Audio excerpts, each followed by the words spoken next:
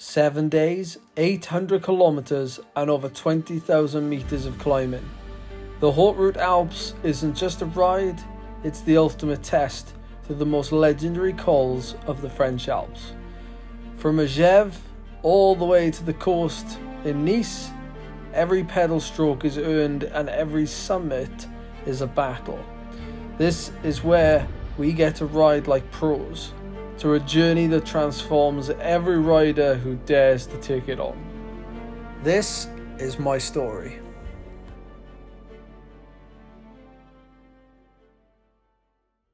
What about this for a nice little backdrop? Took me a while to find it. I've had to hike a little bit, but we're here.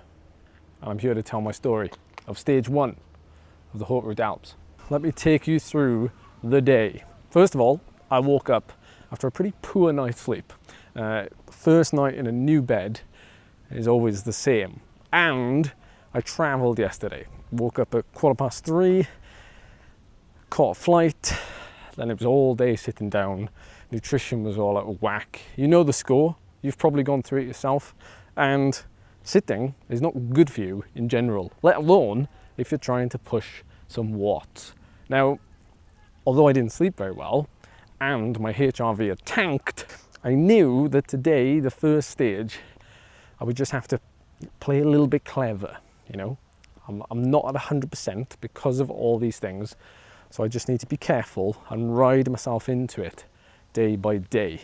It's a long week, there's HC climbs. In fact, tomorrow, stage 2, there's 3 20-kilometer climbs, basically, so they're massive. And there's more to come later in the week, and high altitude. So what is lost and gained on stage 1, I keep telling people, doesn't become irrelevant, but it's certainly only day 1. You have to remember that there's lots to come. I found a really nice bench to sit on and admire the view and look at the cable cars coming over the top. Look at the timing of that. Alright, rough plan for stage 1. I'm going to try and be conservative. I'm going to try and play it a bit clever with my energy. Mainly because I've travelled into this event so late. I'm feeling a bit... I want to try and get away with as easy a day as possible. I don't know if that is possible on terrain such as this, but I'm going to give it a go. I'm going to try and ride clever. So then, my day, how did it pan out? Well, a bit of mixture of things happened actually, but I'll get into it because it's quite an interesting opening first stage. It's always difficult on the first day because if you've travelled the day before like I did, or you know, if you're not used to the heat, or you know, any of these outside influences can have an impact on your performance. Now the stage today wasn't actually that long. 100 kilometers, 2,500 meters of total elevation gain. We went down through the valley here, and then we headed out into the climbs. But this event is quite unique in that it has not really a race from start to finish, but rather segments. Now you race from when the timer starts to when the time stops. Now these segments can be anywhere. They can be any length, and they can be up climbs, they can be on descents, they can be through valleys, it can be anywhere. There's no real rules, I suppose. Now today was quite interesting because there was quite a long time section. It started 14 kilometers in and went all the way until essentially the top of the Quaffy, which was the main climb of the day. Now because I had quite a rough day yesterday with traveling and not such a great night's sleep, and my HRV had tanked even though I'd spent all week coming up nicely as I was preparing for this weekend. That's just how it goes sometimes. I kind of decided that I would save myself, ride conservatively, and only really spend my energy in 1 or 2 certain areas. I wouldn't go chasing people. I'm just gonna ride quite cautiously and think about what's to come this week, because even tomorrow, as early as tomorrow, we have almost 3 HC, host category climbs. If you don't know what that is, that's basically the highest level of category you can have in well, professional cycling when they rate climbs. We'll have a total of 3 20-kilometer climbs tomorrow and a high elevation. But let's not get too ahead of ourselves, because today was a way to break ourselves in. So to get started, we had a nice cold descent in the valley because we had a fairly early start this morning. The time section kicked off with a short, sharp climb. Only about a 10-minute effort, but it was enough to see that people were very keen to get this thing going. So I got myself into the front split over this first climb. I was maybe in the top 5, but I kind of knew, you know, we want to wait for more people. You know, we got a long descent now to Eugene and then through the valley. It's going to be more beneficial to have people with us and to just, you know, work together as a large group. And that's something you have to think about, you know, energy conservation, where you spend your energy, where you're eating, where you're drinking, all of these things. If you've never done 7-week events, you know, it's a whole different ball game. I used to race 7-week events. The longest event I did was actually 10 days, and it even had a rest day in there. Of course, it's never a rest day because you still go for a bike ride. But you definitely learn things about yourself over a 7-day event, especially when you're pushing yourself quite hard each day. Now this format, the event with the segments, it's an interesting one because you don't necessarily have to push yourself really hard over every single segment. You can ride intelligently, you can work with other people, you can have alliances with people as well. Well, that's the first climb and descent done. We're into the valley now. I'm very familiar with these parts. Eugene was just back there, where we went to the Étape de Tours.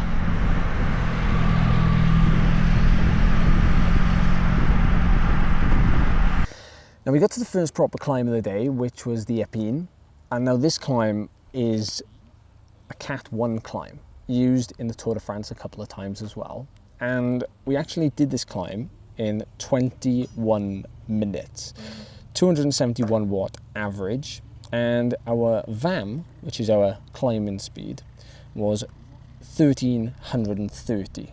I'm going to use VAM as a gauge in this video and over the week to quantify my climbing speed. And if you have a look on Strava or Training Peaks, you'll be able to see your own VAM for certain climbs. And a rule of thumb is, you know, the steeper the climb, the easier it is, in theory, to yield a higher number, because it is speed over gradient. The shallow climbs are really quite difficult to get high VAM numbers on. Now, it was actually on this climb where a little breakaway went away. There was about 5 riders, and I had to hold myself back a little bit because I told myself I wasn't going to push myself too hard today, apart from on one climb, the main climb of the day, and I didn't want to get kind of not sucked in, but I didn't want to do something that could potentially put me into some energy deficit over the coming days. I want to play the long game, and I want to see what strength I still can hold on to come the end of the week as we get into some quite hard terrain. So these 4 riders went off, and 2 of which I know, Fabio Lanzone and Lionel Voyassen. Some of you may recognize that name if you follow esports or Zwift racing or anything. He's been around the block for a long time, and I've raced him virtually for years, and finally we get to actually meet in real life. So another reason why this event brings people together. Current race update. It's very much a social pace at the minute, which is just as well, because we've got hardest climb of the day coming up, just over 10k at 7%, and it's timed as well. So, well, this whole section's been timed. They went on the last climb, the Épine, but I was a little bit apprehensive about following because I was already like breathing fairly hard. Hopefully I can redeem myself on this next climb, put in a good time in, and maybe put myself in a good place on the general classification. Let's see how it goes. So we get over the top of this climb and through a slightly downhill valley section. Everyone's kind of chilling a little bit, taking on some nutrition, and we definitely lose time here to the breakaway. You can see on the effort comparison that they start to pull away, and we don't actually make any time on them at all. You know, they're really investing, and to be honest, it's the right thing to do for them because they're now gaining time on all of us through what is quite a lengthy timed section, which isn't going to end until we get to the top of the Quaffy. Now I decided to attack the bottom of the Quaffy. We were relatively fresh at this point, only 1,000 kilojoules was spent, which is reasonably fresh. Now the Quaffy was my best climbing performance of the day. Just over 1400 VAM for about 33-35 minutes. This equates to around 315 watts. Now I was pretty much on my own from the bottom when I launched my effort, which was nice because I could get into my own headspace and not worry about, you know, anyone else around me. Now I didn't really expect to catch a group in front or anything, but I did have that carrot in my mind that, you know, at least I know they're up the road and hopefully I'm pulling back a little bit of time through this one, you know, big effort. And actually I did. I was about 1 minute and 20 seconds faster over this 30-minute climb. And, you know, I obviously dug quite deep, so I'm happy with the time gain there. Although technically I lost time over the whole segment, because obviously when I got to the top, even though we all started the segment at kilometer 14 together, that breakaway was still in front of me by a couple of minutes by the time we got to the top of the Quaffy. So technically I lost time, but I didn't lose as much time as if I just, you know, ridden up the Quaffy a little easier. So I made my effort count. I went very deep for just a 30-minute effort rather than for, you know, quite a long period of time. So I was happy with that, although I didn't feel great. I didn't feel great at all. So hopefully the legs come round now after this bit of an opening effort. I'm sure many other people can relate to this. Oh, I'm cooked after that effort. 180 beats a minute. That's quite high. Freshness is there. I just stopped at the feed for some water. I've got some carbs in my pocket, so this section is neutralized now because there's like an ultra, well, like a running trail race going across the road, so it would have been timed, including this sketchy descent, but instead they've neutralized it, so I can stop here to take a break. Got the RV next, but it's only a short climb. It's only like a couple of kilometers, so it's kind of in my best interest to probably have a little bit of a breather and then do the climb. And then we had one final time section then, because what happened was there was a marathon going on across the mountains, and so they had to neutralize our event. We went over the timing mat. It stopped at the top of the Quaffy, and then it restarted at the bottom of the RV, which is a really nice climb, but incredibly busy, like full of sports cars of all kinds. And there was a feed station at the top, and also the timed section would stop there as well. But that was a really short segment, that one, like 10 minutes or so, you know, just 4 or 5 kilometers.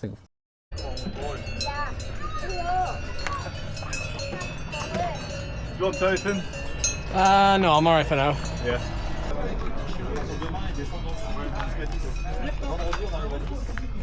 This is lush. I've been to the top of the RV before from the side I'm going to go down now, and it's a beautiful area. It's always very busy. This is like the 3rd time I've been here, and it's rammed, but I think it's the scene of lots of hikes. Big hiking destination. I got to the bottom then of Flume and basically just had 9 kilometer ride back, which was also timed, to the finish, and got myself into a little group. So I found these guys, and they're just waiting before the time section. They're gonna smash it, so I've jumped on the back.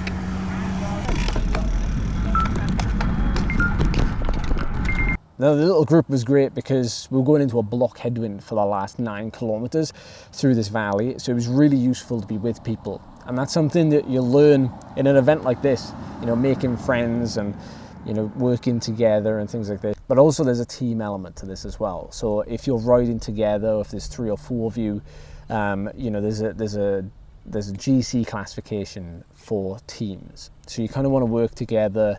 You want to get, you know, each of you cross the line, cross the segments as fast as possible. So it's quite fun, you know, if you're into something like that as a group. So I think I managed to latch onto a group that was kind of doing that at the end, and actually made my last 9 kilometer ride back in, you know, a lot easier than if I was on my own, or if it was just 2 of us. So that worked out really well. Shout out to Gordon as well, who I caught with the group going up that little drag to the end.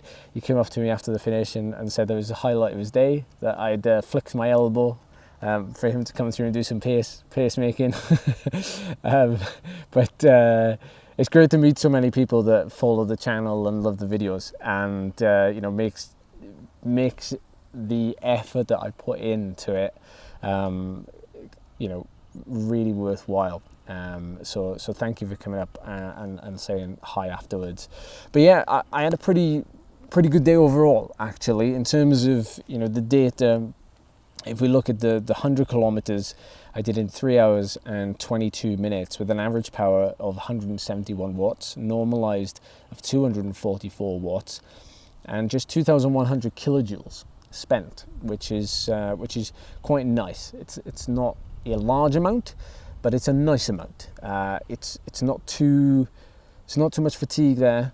It's a nice opening day, and that means that, you know, it was only really the climbs that I pushed myself on. You know, the Quaffy definitely yielded, you know, a large amount of kilojoules, but in terms of, you know, the rest of the time, there was lots of periods where I was freewheeling, doing less than 100 watts, and over the course of the week, you know, that could add up to having, you know, better legs when we come to getting into higher elevation and the bigger mountains. You know, always thinking ahead. It gets boring, and, you know, we hear like the pros in, you know, the Tour de France, and they're doing their interviews, they're always giving the same answer. They're always saying, you know, oh, it's always the 3rd week to come.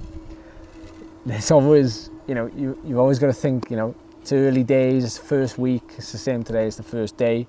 But in terms of the result, I did come in 2nd in the overall classification for today. I am about 3 minutes, around about 3 minutes behind Fabio Lanzone. So it may mean we have to go on the offensive over the coming days. It may mean, you know, I have to try and, you know, try and get some seconds back here and there in some harder stages. But it's great competition. It's really nice, and I think the next couple of days are going to be, you know, good fun, and I'm definitely going to be feeling it by the end of the week. So yeah, that's the wrap up from stage 1, and we finish on teens tomorrow, 2,000 meters above sea level. Looking forward to what that scenery is like as well, actually. Apparently it's really nice up at the top there. So I hope you enjoyed this video, guys. The obligatory thumbs up would be appreciated, and subscribe if you're new. I'll try and keep these videos coming over the next week, and thanks for watching. I'll see you in the next one. In stage 2, we climb the Col de Saisies, the Commet de Roseland, and finish at the top of Teen at 2,000 meters. Can I pull back any time on GC? Stay tuned to find out.